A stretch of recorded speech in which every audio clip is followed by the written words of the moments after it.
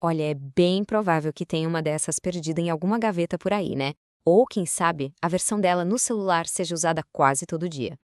Mas e se eu contasse que por trás da simples calculadora existe uma história incrível?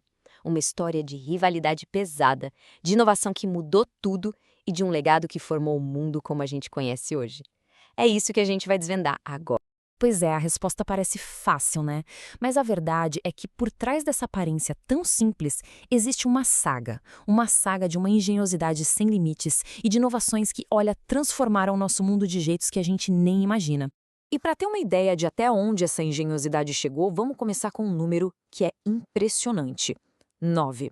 Isso mesmo, 9. É um número de teclas que um especialista em calculadora consegue apertar por segundo. Isso em competições de altíssimo nível. É um ritmo simplesmente alucinante. É que lá no Japão, usar uma calculadora é quase uma arte, sabe? É uma habilidade que é levada a sério, com campeonatos nacionais e tudo. E esse nível de dedicação já dá uma pista, né? Mostra por que a história desse aparelhinho é tão importante e, claro, cheia de reviravoltas. Então, para a gente entender de verdade o que foi a Revolução Eletrônica, a gente precisa voltar um pouco no tempo. Vamos para uma época em que calcular não tinha nada a ver com silício, e sim com o barulhinho de engrenagens e alavancas funcionando. Olha só isso, desde Shikard lá no século XVII até Babbage já no século XIX, a busca por uma máquina de calcular é uma coisa antiga. Pensa bem, cada um desses pioneiros, com séculos de diferença entre eles, tinham o mesmo sonho: automatizar aquele trabalho mental pesado, sabe? Eles estavam, sem saber, preparando o terreno para a revolução que viria muito tempo depois. Aí a história dá um salto gigantesco. Corta para o período pós-Segunda Guerra Mundial. É nesse momento que os fabricantes japoneses, naquela busca por se reerguer e inovar, enxergam uma brecha. Uma oportunidade de desafiar a gigante indústria de computadores americana. Mas não de frente. A ideia era criar algo menor, mais focado e principalmente mais acessível. E esse aqui é o ponto de partida. Dá uma olhada. A primeira calculadora eletrônica de mesa do Japão era um verdadeiro monstro. Custava o mesmo que um carro na época e pesava 25 quilos. Mas, apesar disso tudo, ela revolucionou o trabalho nos escritórios e foi um sinal claro de que uma nova era estava começando. Agora, se prepara, porque em apenas 8 anos a transformação foi inacreditável. Por causa da miniaturização e da queda brutal nos custos, nasceu um modelo compacto para ter em casa. E o sucesso foi absurdo. Vendeu mais de 1 milhão de unidades em 10 meses. Foi aí que a computação pessoal começou a virar realidade para muita gente. E foi essa redução maluca de preço e de tamanho que acendeu o pavio de uma das rivalidades mais ferozes da história da tecnologia. Sharp contra Casio. Elas entraram numa verdadeira guerra para ver quem conseguia criar a calculadora mais fina do planeta. Nessa disputa, a Casio largou na frente. O modelo deles foi um sucesso e deixou a Sharp comendo poeira. Para virar o jogo, a Sharp percebeu que não adiantava só fazer umas melhorias aqui e ali. Não, eles precisavam de algo radical, uma inovação que mudasse as regras do jogo por completo. E a grande aposta da Sharp foi numa tecnologia completamente nova que ainda nem tinha sido testada direito, o visor de cristal líquido, o famoso LCD. Era uma jogada de altíssimo risco, claro, mas se desse certo, podia simplesmente tornar os visores gigantes e gastões da concorrência obsoletos da noite para o dia.